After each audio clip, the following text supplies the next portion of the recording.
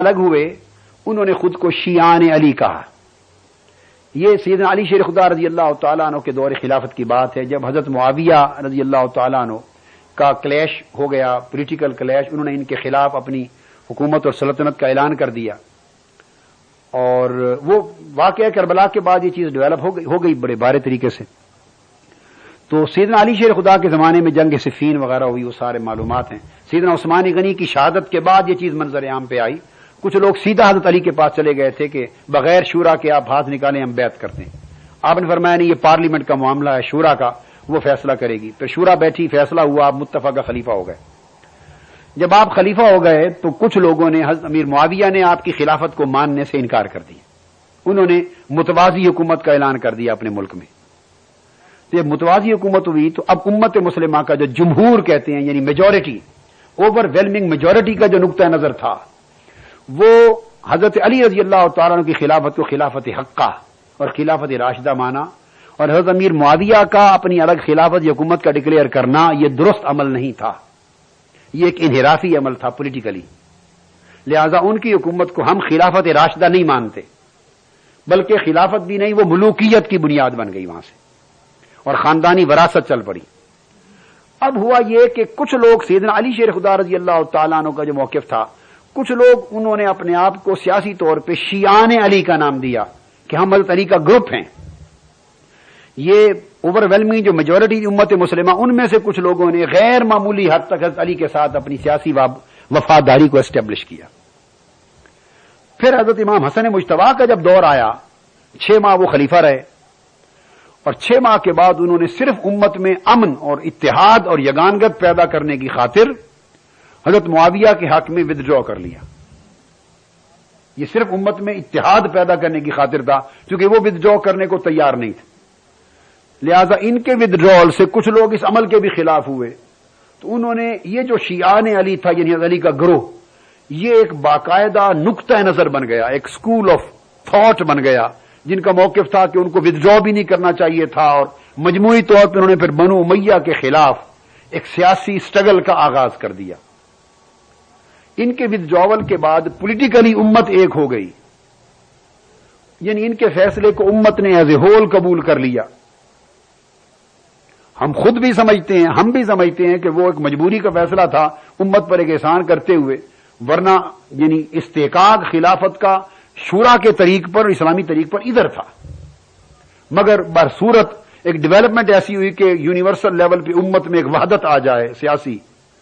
اب وہ ایک جو طبقہ چل پڑا تو ایک نقطہ نظر وجود میں آیا، اور آگے چلتے چلتے کچھ عرصے کے بعد اس دوران خارجی بھی وجود میں آ گئے تھے. خارجی وہ ایک منظم مسلح گروہ بن گیا تھا. اب جب وہ منظم مسلح گروہ بنا تو جو شیعان علی تھے یہ بھی ایک منظم گروہ بنتے چلے گئے.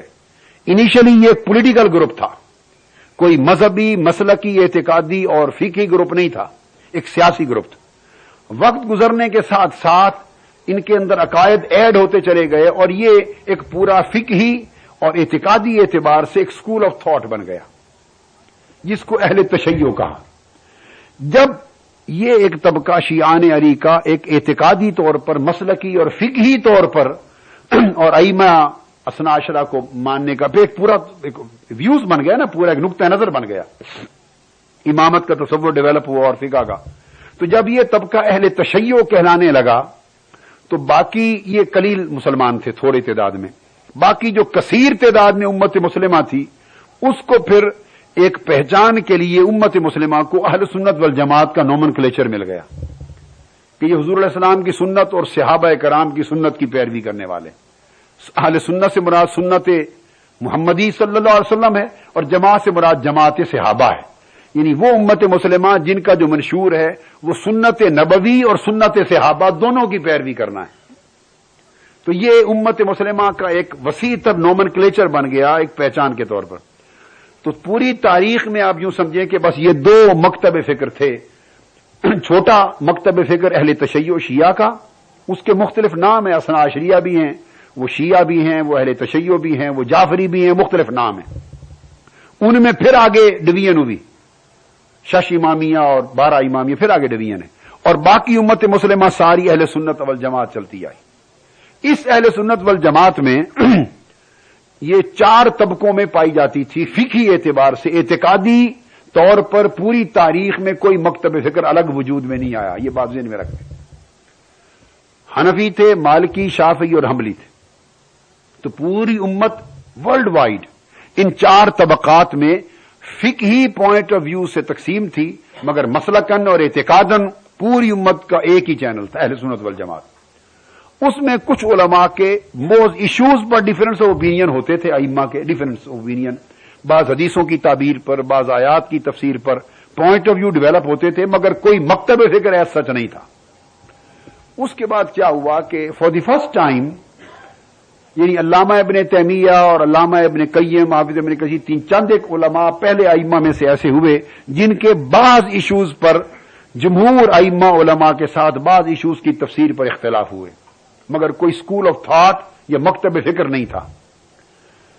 تو اہل سنت والجماعت اور اہل تشیع کی تقسیم رہی. آج سے تقریباً 250 سال قبل، 250-300 سال قبل عرب میں محمد بن عبد الوہاب نجدی نامی ایک شخص ہوئے. انہوں نے محمد بن عبد الوہاب نجدی، ان کو شیخ، یعنی سعودی عرب میں لفظ شیخ، یہ شیخ الاسلام، یہ شیخ سے تعبیر کرتے ہیں. محمد بن عبد الوہاب نجدی نے ایک تحریک موومنٹ شروع کی جس کو تاریخ میں وہابی موومنٹ کہتے ہیں. وہابی کا لفظ عبد الوہاب ان کے نام سے یعنی موسوم ہوا تھا. تو اس وقت عثمانی ترکوں کی حکومت تھی پوری دنیا اسلام پر، آٹمن امپائر تھی. تو انہوں نے کیپچر کرنا شروع کیا کہ ہم عرب کے اس خطے کو، حجاز کو اور نجد کو، الریاض کا علاقہ یہ نجد کا صوبہ تھا اور حرمین شریفین والا حجاز، یہ 2 صوبے تھے، کہ ہم اس کو کیپچر کریں، عثمانی ترکوں کی حکومت ختم کریں. یہ ان کا پولیٹیکل ماڈس آپرینڈی تھا. اور ریلیجس یہ تھا کہ یہ اتنے سخت گیر آدمی تھے اعتقاداً محمد بن عبد الوہاب نجدی کہ یہ پوری امت مسلمہ کو کافر و مشرک کہتے تھے. یعنی تاریخ اسلام میں یہ پہلا شخص پیدا ہوا ایک جس نے امت مسلمہ کو ایٹ لارج کافر مشرک بنانے کے کام کا آغاز کیا. اس سے پہلے اگر اختلافات بھی علمی علماء ائمہ کے درمیان ہوتے تھے تو کسی طبقے کو یا کسی کو کافر مشرک بالعموم اور جہنمی نہیں بنایا جاتا تھا، ٹالرنس تھی. انہوں نے بڑی ہارڈ لائنر ہوئے اور انہوں نے یعنی یہ کہا کہ جو توسل وسیلہ کرتے ہیں وہ بھی مشرک اور کافر ہیں، جو شفاعت حضور کی مانتے ہیں وہ بھی کافر و مشرک ہیں، جو استمداد یعنی ظاہری استعانت کرتے ہیں وہ بھی کافر و مشرک ہیں، حتیٰ کہ جو حضور کی قبر انور کی زیارت کی نیت سے جاتے ہیں وہ بھی کافر و مشرک ہیں. اور معاذ اللہ یہ بت ہے، صنم اکبر ہے، اس مزار کو بھی گرا دینا چاہیے. حضور اسلام کے مزار اقدس کو، اس کی زیارت کی نیت سے سفر کرنا بھی حرام ہے، اس میں نماز قصر بھی نہیں ہوگی چونکہ حرام سفر ہے، وغیرہ وغیرہ. بہت ایکسٹریم پر چلے گئے، بڑے ایکسٹریم پر. اور پھر انہوں نے کتاب لکھی، کتاب التوحید. اس میں توحید اور شرک کا ایک بڑا انتہا پسندانہ نقطہ نظر دیا، اور وہ عقائد اور وہ معمولات جو امت مسلمہ میں کثرت کے ساتھ صدیوں سے چلے آ رہے تھے، پائے جاتے تھے، ان کی کثرت کو انہوں نے شرک اور بدعت میں، حرام اور جہنم اور کفر شرک کی زد میں ڈال دیا. اور آج آ کے گنے چنے وہ چند لوگ بھی ان کے کرائیٹیرین کے مطابق ان کے ترازو پر مسلمان رہ گئے جو ان کی تحریک میں شامل ہو گئے تھے. باقی مور اور لیس پوری امت کافر بن گئی تھی. یہ جو میں نے آپ کو کوٹ کیا اس کے اوپر آپ تفصیل پڑھیں تو مولانا حسین احمد مدنی ایک عالم ہو گزرے ہیں علماء دیوبند میں سے، ان کی ایک کتاب ہے شہاب ثاقب.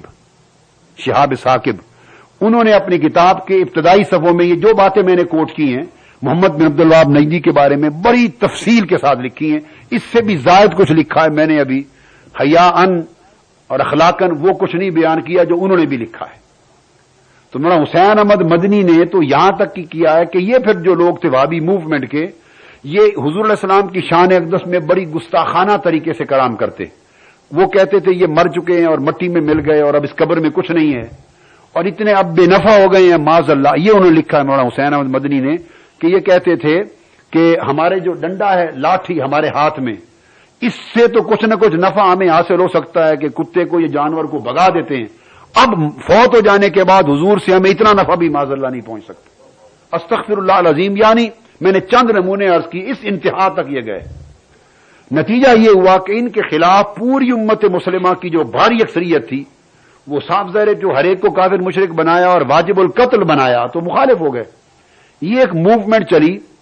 اس موومنٹ کو دراصل برطانیہ نے الٹیمیٹلی برطانوی سامراج نے اور بعد میں چل کے امریکنز نے اور مغربی طاقتوں نے اس کو سپورٹ کیا، صرف اس لیے کہ اس موومنٹ کے کامیاب ہونے سے اگر عرب سے عثمانی آٹمن امپائر ختم ہو جاتی ہے، یعنی عثمانی ترکوں کی اسلامی حکومت ختم ہوتی ہے، تو یہ ایک موو ہو جائے گی، ایک اسلام کی بہت بڑی عالمگیر سلطنت کو توڑ پھوڑ کرنے کا ایک آغاز ہو جائے گا. پھر ہم باقی علاقوں میں بھی توڑ پھوڑ شروع کرائیں گے، تحریکیں اٹھیں گی بغاوت کی. انہوں نے سپورٹ کیا. اور ہمفرے نام کے ایک انگریز ہیں، وہ ہسٹورین ہیں، انہوں نے پورا سروے کیا ہے اور اب ان کی اسٹیٹمنٹس اور انٹرویوز کتابی صورت میں چھپ گئے ہیں. میں برطانیہ سے ان کی پوری کتاب بھی ہے، اتنی بڑی میرے پاس ہے وہ ذاتی، اور کتاب ان کے انٹرویوز بھی چھپے ہوئے. انہوں نے بہت مفصل سارے راز کھولے ہیں، حتیٰ کہ برطانیہ نے داڑھی رکھوا کر اپنے انگریزوں کو اس فوج میں شامل کیا، بھیجا جو عثمانی ترکوں کے خلاف وہابی موومنٹ کی فوج بن کے لڑی. سکھوں کو ہندوستان سے بھجوایا، کئی مسلمان فوجیوں کو یہاں سے بھجوایا، چونکہ اس وقت برطانیہ کی پوری سلطنت تھی آل اوور دی ورلڈ، اور وہاں سے بھیجا اور وہ لوگ مارے گئے. مرنے کے بعد جب ان کے کپڑے اتارے دفن کے لیے تو پتا چلا کہ غیر مسلم تھے، تو وہ لڑتے رہے. تو خیر انہوں نے کیپچر کیا. جب مکہ اور مدینہ یہ دو علاقے آئے تو عثمانی ترکوں نے جوابی کارروائی نہ کی، حرمین شریفین کی ادب کے لیے کہ خون نہ بہے. سیدنا عثمان غنی رضی اللہ تعالیٰ عنہ کی طرح حکم دے دیا تھا کہ میرے دفاع میں مدینہ کی زمین پر خون نہ بہے. یہ بڑے اہل سنت راسخ العقیدہ ادب اور محبت والے لوگ تھے آٹمن امپائر. آج تک بھی ترکی اس طرح چلے آ رہے ہیں. ان کے اندر یعنی ادروائز سیکولر ہو گئے، دین سے دور کر دیے گئے، مگر یہ جو ایک جز تھا یہ ان کا برقرار رہا. انہوں نے جوابی کارروائی نہیں کی اور ہتھیار اٹھائے بغیر مکہ اور مدینہ پر جب انہوں نے حملہ کیا تو وہ دونوں شہر چھوڑ کے واپس ترک چلے گئے. انہوں نے فتویٰ دے دیا تھا محمد بن عبد الوہاب نجدی نے، وہابی موومنٹ کے علماء نے، وہ تو پھر بعد میں فوت ہو گئے تھے، اس کے بعد جو وہابی موومنٹ کو لیڈ کر رہے تھے، فتویٰ دے دیا تھا کہ مکہ مدینہ پر حملہ کرنا جائز ہے، یہ جہاد ہے، اور یہاں کے مسلمانوں کو قتل کرنا جائز ہے، یہ جہاد ہے، اور یہاں کی عورتوں کو لونڈیاں بنا لینا جائز ہے اور ان کے مال کو لوٹ لینا جائز ہے، یہ مال غنیمت ہے. یہ بھی کتابوں میں درج ہے. جب اس شدت کے ساتھ حملہ آور ہوئے اور انہوں نے کہا کہ یہ سب یہاں شرک ہو رہا ہے پوری زمین پر، اس وقت تک یہ واقعہ اس موجودہ صدی کے جنگ عظیم اول سے پہلے کا ہے. 1918 20 وغیرہ 24 22 تک یہ ہوتا رہا ہے. تو اس وقت مکہ معظمہ اور مدینہ طیبہ میں میلاد النبی کے جلوس بھی نکلتے تھے، صدیوں سے نکلتے رہے. اس موجودہ صدی 1916 17 18 20 22 تک 12 ربیع الاول کو میلاد کے جلوس مکہ معظمہ نکلتے تھے. مکہ معظمہ کا جو آفیشیل نیوز پیپر نکلتا تھا، چھپتا تھا، اس کے ریکارڈز ہیں، اس کے اندر سپلیمنٹ نکلتے تھے. خانہ کعبہ کے حرم سے 12 ربیع الاول کی رات میلاد النبی کا جلوس نکلتا تھا، اور وہ حضور کے مولد شریف کا جو مکان جہاں آپ کی ولادت ہوئی اس مکان تک جلوس جاتا تھا. تمام حنفی شافعی مالکی حنبلی امام اور قاضی اور گورنر مکہ کے جلوس کی قیادت کرتے تھے. مشل بردار جلوس نکلتا تھا اور ایک عظیم الشان پھر وہاں صلاۃ و سلام کی محفل، خطابات ہوتے، پھر مکہ معظمہ کے حرم میں آ کر مقام ابراہیم کے سامنے محفل میلاد ہوتی. یعنی یہ ماحول تھا. انہوں نے سارا کچھ بند کرا کے کیپچر کر لیا. اب یہ جو موومنٹ تھی محمد بن عبد الوہاب نجدی کی، اس موومنٹ کے آگے دو چینل بن گئے، ایک پولیٹیکل ایک ریلیجس. پولیٹیکل چینل جو ہے وہ سعودی گورنمنٹ اس کی وارث بنی، اس کو کہتے ہیں آل سعود. دراصل سعود نامی ایک شخص محمد بن عبد الوہاب نجدی کے پیروکار تھے جنہوں نے اس قتل و غارت کے کام کا آغاز کیا. تو پولیٹیکل پاور انہوں نے کیپچر کر لی اور ان کا ایک معاہدہ ہوا. اور جو محمد بن عبد الوہاب نجدی تھے ان کی جو شاگرد اور مولوی لوگ تھے، ملا لوگ، انہوں نے آل شیخ بن گئے. ان کے ملا وہاں بڑے عالم کو کہا جاتا، بڑے عالم کو عرب ملک میں. تو مولوی لوگ ان کے دینی مذہبی رہنما آل شیخ کہلائے اور پولیٹیکل لوگ ان کے آل سعود. اور یہ معاہدہ چلا آ رہا ہے. اب یہ جو ہوتے ہیں وہاں متوع اور مذہب کے ڈیل کو ڈیل کرنے والے، یہ آل شیخ ہیں، اور پولیٹیکل گورنمنٹ جو ہے وہ آل سعود کا آپس میں کمپیکٹ چلا رہا ہے. یہ وہابی موومنٹ جب اٹھی محمد بن عبد الوہاب نجدی کے زمانے میں، تو اس موومنٹ کا اثر شاہ اسماعیل دہلوی صاحب ایک عالم گزرے دہلی میں. یہ شاہ ولی اللہ مدث دہلوی رحمۃ اللہ علیہ کے پوتے تھے یا نواسے تھے غالباً. یہ اس زمانے حج پر گئے سید احمد شہید بریلوی اور شاہ اسماعیل دہلوی. یہ شاہ اسماعیل دہلوی خود بھی حنفی تھے اس وقت تک. واپس آئے تو وہابی موومنٹ سے محمد بن عبد الوہاب نجدی کی کتابوں سے متاثر ہوئے. انہوں نے آ کے برے صغیر میں پہلے شخص تھے جنہوں نے باقاعدہ ان اختلافی مسائل پر کتاب لکھی. یہ محمد بن عبد الوہاب نجدی کی کتاب التوحید سے متاثر ہو کے اپنے خیالات اور عقائد نظریات کو بدل لیا اور تقویت الایمان کے نام سے کتاب لکھی. اور پھر اس کے بعد کچھ رسالہ لکھا. تو یہ پھر یہاں یہ خیالات جو سعودی عرب سے آئے، تو سعودی تو نام بعد میں پڑ گیا نا گورنمنٹ آنے کے بعد، پہلے صرف عرب تھا. یہ پھر یہاں زور پکڑنے لگ گئے. اب زور پکڑنے کے بعد دو چیزیں آ گئیں. ایک رجحان ڈیولپ ہوا کہ کسی امام کی تقلید نہیں کرنی چاہیے. تو یہ جس کو آپ اہل حدیث اب کہتے ہیں یا بر صغیر پاک و ہند میں ان کے لیے لفظ وہابی بھی استعمال کرتے ہیں، عرب میں ان کو سلفی کہتے ہیں. یعنی تین نام چلتے ہیں ورلڈ وائڈ. اہل الحدیث، عرب میں سلفیہ بھی اس کو کہتے ہیں، اور یہاں کامن مین لفظ وہابی کا بھی استعمال کرتے ہیں. یہ تین ٹرمز ہیں. وہ ایک مکتب فکر، اس کا بیسس تو ایک یہ ہوا فقہی لحاظ سے، یہ کہتے ہیں کہ کسی کی تقلید جائز نہیں. یعنی حنفی، شافعی، مالکی نہیں، آپ براہ راست قرآن و سنت سے اور قرآن حدیث سے استنباط کریں اور خود عمل کریں. اور تقلید شخصی جو ہے کسی مذاہب میں سے کسی ایک مذہب کی جائز نہیں. ایک تو بیسک ریفرنس ان کا فقہی باب میں یہ بن گیا. اب یہ ایک مغالطہ ہے، میں کلیئر عرض کر دوں کہ وہ جو ہمارے یہاں اہل حدیث ہیں، ہمارے بھائی، یہ طبقہ مسلمانوں کا جو رفع یدین کرتا اور ہاتھ یہاں باندھتا ہے، یہ کہتے ہیں دیکھو سعودی عرب میں بھی اس طرح کرتے ہیں. وہ سعودی عرب والے حنبلی ہیں فقہی طور پر، وہ اہل حدیث نہیں ہیں. فقہی اعتبار سے وہ امام احمد بن حنبل کے پیروکار ہیں، وہ مقلد ہیں. تو یہ سلفی یا اہل حدیث طبقہ یہ غیر مقلد، یعنی یہ تقلید نہیں کرتے. اب رفع یدین کرنا تو شافعی بھی کرتے ہیں، حنبلی بھی کرتے ہیں، مالکی بھی کرتے ہیں، حتیٰ کہ جعفری بھی، شیعہ بھی کرتے ہیں. تو رفع یدین کرنا یا نہ کرنا اہل حدیث ہونے کی علامت نہیں ہے. یہ ایک اہل حدیث ہونے کی بنیاد عدم تقلید پر ہے کہ وہ تقلید کو جائز نہیں مانتے. ایک دوسرے جو عقائد میں نے بیان کیے، وہ محمد بن عبد الوہاب نجدی نے جن عقائد کو ڈیولپ کیا وہ عقائد اہل الحدیث میں پائے جاتے ہیں. مثلا وہ حضور علیہ السلام کو جسمانی طور پہ زندہ نہیں مانتے. اور جو اب یہ طبقہ جیسے اہل سنت نکلا تھا، ایک فرقہ بن گیا، تو اہل الحدیث اسی اہل سنت والجماعت کے مین چینل سے بعض ایشوز پر اختلاف کر کے ایک الگ سکول آف تھاٹ بن گیا، ایک الگ سکول بن گیا.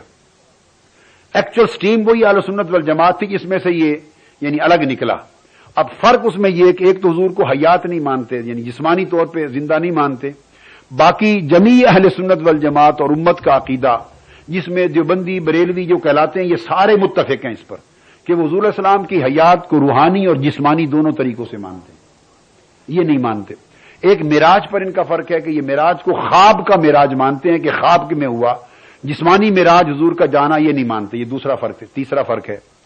چوتھا پھر جو میں نے عرض کیا نا، یہ توسل وسیلہ کرنا حضور کا، یا صلاۃ والسلام کے لیے یا کیا حرف ندا کو کہنا، یا استغاثہ یا استمداد ظاہری معنی میں بھی کرنا، یا شفاعت کو ذرا زیادہ وسیع معنی میں لینا.